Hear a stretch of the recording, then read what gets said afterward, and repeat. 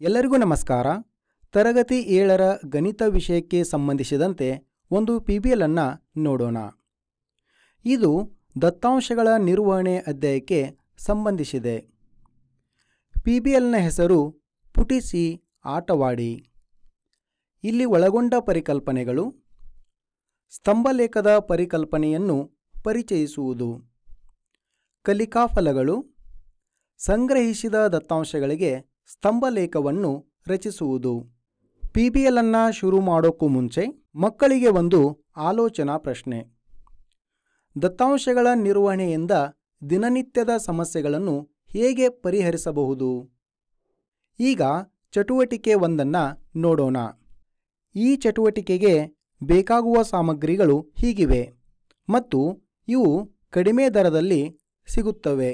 ನಂತರದಲ್ಲಿ ಮಕ್ಕಳಿಗೆ ಚಟುವಟಿಕೆಯ ಸೂಚನೆಗಳನ್ನು ಸರಿಯಾಗಿ ಓದಿಕೊಂಡು ಚಟುವಟಿಕೆಯನ್ನು ಪ್ರಾರಂಭಿಸಲು ಹೇಳಬೇಕು. ಇಲ್ಲಿ ಮಕ್ಕಳಿಗೆ ಅವರ ಕುಟುಂಬದ ಸದಸ್ಯರ ಎತ್ತರವನ್ನು ಸೆಂಟಿಮೀಟರ್ನಲ್ಲಿ ತಿಳಿದುಕೊಳ್ಳಲು ಹೇಳಿ. ಅಂದರೆ ಅವರ ಮನೆಯಲ್ಲಿರುವ ತಂದೆ, ತಾಯಿ, ಇತರರ ಎತ್ತರವನ್ನು ಸೆಂಟಿಮೀಟರ್ನಲ್ಲಿ ಅಳೆದು ಕೆಳಗೆ ನೀಡಿರುವ ಸೂಚನೆಗಳನ್ನು ಪಾಲಿಸಬೇಕು. ಅದನ್ನು ನಕ್ಷೆ ರೂಪದಲ್ಲಿ ಪ್ರತಿನಿಧಿಸಲು ಹೇಳಿ. ಮೊದಲಿಗೆ ಒಂದು ಕಾಗದದ ಮಧ್ಯದಲ್ಲಿ X ಅಕ್ಷವನ್ನು ಎಳೆಯಬೇಕು ಮತ್ತು X ಅಕ್ಷರಕ್ಕೆ ಲಂಬವಾಗಿ Y ಅಕ್ಷರವನ್ನು ಎಳೆಯಬೇಕು.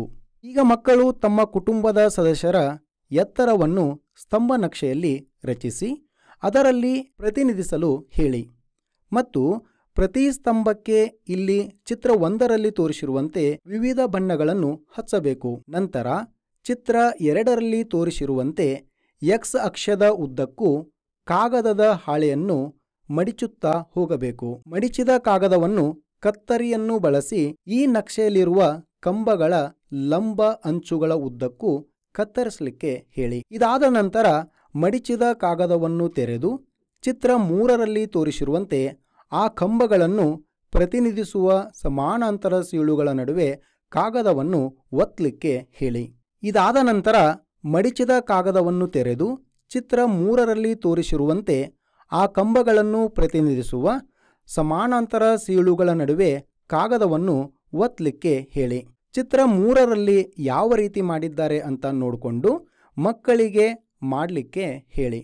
ಇದಾದ ಬಳಿಕ ಮಕ್ಕಳು ಅವರ ಕುಟುಂಬದ ಸದಸ್ಯರ ಎತ್ತರವನ್ನು 3 ಆಯಾಮದ ನಕ್ಷೆ ರೂಪದಲ್ಲಿ ಪ್ರತಿನಿಧಿಸಲು ಚಿತ್ರ 3ರಲ್ಲಿ ತೋರಿಸಿರುವಂತೆ ಆಯಾ ಪ್ರದೇಶದಲ್ಲಿ ಹೊರಬರುವ ಕಾಗದದ ಭಾಗಕ್ಕೆ ಬಣ್ಣವನ್ನು ಹಚ್ಚಲಿಕ್ಕೆ ತಿಳಿಸಬೇಕು. ಈ ಚಟುವಟಿಕೆಯಿಂದ ಮಕ್ಕಳಿಗೆ ದತ್ತಾಂಶ ನಿರ್ವಹಣೆಯ ಬಗ್ಗೆ ತಿಳಿದು ಬರುತ್ತದೆ. ಈಗ ಚಟುವಟಿಕೆ 2 ನೋಡೋಣ. ಕೈ ಕ್ರಿಕೆಟ್. ಈ ಚಟುವಟಿಕೆಯನ್ನು ಮಾಡಲು ಬೇಕಾಗುವ ಸಾಮಗ್ರಿಗಳು ಹೀಗಿವೆ. ಚಟುವಟಿಕೆಯ ಸೂಚನೆಗಳು: ಮೊದಲಿಗೆ ಒಂದು ಟೆನ್ನಿಸ್ ಬಾಲನ್ನು ತಯಾರಿಸಿಕೊಂಡು ನಿಮ್ಮ ಮನೆಯ ಒಬ್ಬ ಸದಸ್ಯರಿಗೆ ಗಡಿಯಾರವನ್ನು ಗಮನಿಸಲು ಹೇಳಿ. ಅವರು ಪ್ರಾರಂಭ ಎಂದು ಹೇಳಿ 1 ನಿಮಿಷದ ನಂತರ ನಿಲ್ಲಿಸುತ್ತಾರೆ. ಅವರು ಪ್ರಾರಂಭ ಎಂದಾಗ ಬಾಲನ್ನು ನೆಲದ ಮೇಲೆ ಪುಟಿಸಲು ಪ್ರಾರಂಭಿಸಿ. 1 ನಿಮಿಷದ ನಂತರ ಎಷ್ಟು ಸಲ ಪುಟಿದಿದೆ ಎಂದು ಕೆಳಗೆ ಕೊಟ್ಟ ಕೋಷ್ಟಕದಲ್ಲಿ ನಮೂದಿಸಬೇಕು.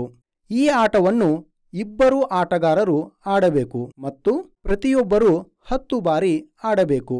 ಎಲ್ಲ 10 ಸುತ್ತುಗಳು ಮುಗಿದ ನಂತರ ಈ ಪ್ರಶ್ನೆಗಳಿಗೆ ಉತ್ತರಿಸಿ. ಯಾರು ಉತ್ತಮವಾಗಿ ಆಡಿದರು? ವಿಜೇತರನ್ನು ಘೋಷಿಸಲು 2 ಅಥವಾ 3 ವಿಭಿನ್ನ ನಿಯಮವನ್ನು ನಿರ್ಧರಿಸಿ. ಉದಾಹರಣೆಗೆ, ಯಾರು 5 ಸುತ್ತುಗಳಿಗಿಂತ ಹೆಚ್ಚು ಸುತ್ತಿನಲ್ಲಿ ಗೆದ್ದಿರುತ್ತಾರೋ ಅವರೇ ವಿಜೇತರು. ಅದೇ ರೀತಿ ಆಟಗಾರರ ಪುಟಿತಗಳ ಮಾಹಿತಿಯನ್ನು ಪ್ರತಿನಿಧಿಸಲು ಸ್ತಂಭಲೇಖವನ್ನು ರಚಿಸಿ. ಸ್ತಂಭಲೇಖವು ಹೇಗೆ ಅನುಕೂಲಕರವಾಗಿದೆ ಚರ್ಚಿಸಿ. ಸ್ತಂಭ ನಕ್ಷೆ ಮೂಲಕ ಯಾರು ಉತ್ತಮವಾಗಿ ಆಡಿದರೆಂದು ಸುಲಭವಾಗಿ ನಾವು ಹೇಳಬಹುದು. ಈ ಚಟುವಟಿಕೆಗಳಿಂದ ನೀವೇ ಪ್ರಯತ್ನಿಸಿ. ನಿಮ್ಮ ಶಾಲೆಯಲ್ಲಿರುವ ಒಟ್ಟು ಮಕ್ಕಳನ್ನು ಗಂಡು ಮತ್ತು ಹೆಣ್ಣು ಮಕ್ಕಳ ಸಂಖ್ಯೆಗೆ ಅನುಗುಣವಾಗಿ ತರಗತಿವಾರು ಸ್ತಂಭ ನಕ್ಷೆ ರಚಿಸಿರಿ. ಚಟುವಟಿಕೆ ಮಾಡುವಾಗ ಮಕ್ಕಳ ಮನಸ್ಸಿನಲ್ಲಿ ಹೊಸ ಹೊಸ ಆಲೋಚನೆಗಳು, ಆಸಕ್ತಿದಾಯಕ ಪ್ರಶ್ನೆಗಳು ಬಂದಲ್ಲಿ ಇಲ್ಲಿ ಕೊಟ್ಟಿರುವ ಜಾಗದಲ್ಲಿ ಬರೆಯಬೇಕು. ಕೊನೆಯದಾಗಿ ಇಲ್ಲಿ ಕೇಳಿರುವ ಸ್ವಮೌಲ್ಯಮಾಪನ ಪ್ರಶ್ನೆಗಳಿಗೆ ಮಕ್ಕಳು ಉತ್ತರಿಸಿ ಉತ್ತರವನ್ನು OMR ಹಾಳೆಯಲ್ಲಿ ತುಂಬಬೇಕು. ಧನ್ಯವಾದಗಳು.